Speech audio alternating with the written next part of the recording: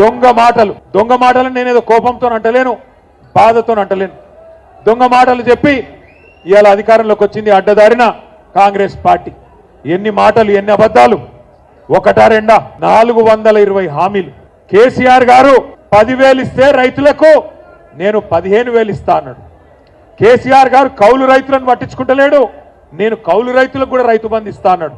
ఇవన్నీ 100 రోజుల్లోనే చేస్తా అన్నాడు. కేసీఆర్ గారు రైతు కూలీలను పట్టించుకోలేదు. జాబ్ కార్డు ఉంటే చాలు, నేను ఒక్కొక్కలకు నెలకు 1000 రూపాయలు ఇస్తా, ఆత్మీయ భరోసా అని రైతు కూలీలకు మాటిచ్చిండు. కేసీఆర్ గారు లగ్గం చేస్తే కళ్యాణ లక్ష్మి షాదీ ముబారక్ కార్యక్రమం కింద 1,00,000 రూపాయలు ఇస్తున్నాడు, నేను తులం బంగారం ఇస్తా అన్నాడు.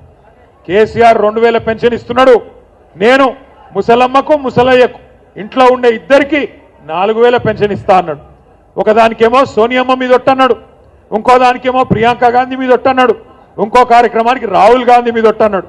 ఇన్ని ఒట్లు పెట్టి అడ్డమైన మాటలు చెప్పి అరిచేతిలో వైకుంఠం చూపెట్టి గద్దెనెక్కిండ్రు అత్యవసర మార్కులతో కాంగ్రెస్ వాళ్ళు.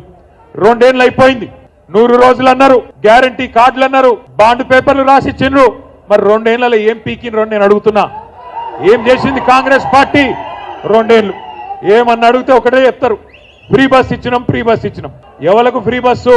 మహిళలకు ఫ్రీ అట, మహిళలకు ఫ్రీ అట, కానీ మొగళ్లకు డబుల్ టికెట్ అట. ఇంట్లో ఉండే పిల్లగాళ్లకు చారణ పెంచిర్రు బస్ పాస్లకు. ఇక ఫ్రీ ఎట్లయితే నాకు తెలియక అడుగుతా.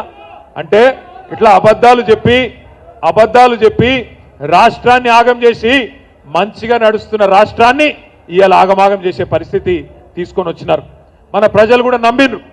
కేసీఆర్ గారు 2,000 పెన్షన్ ఇచ్చిండు కదా, మరి ఈయన చెప్తున్నాడు కదా 4,000 ఇస్తా అని, ధనిక రాష్ట్రం కదా ఇస్తాడేమో అనుకున్నారు.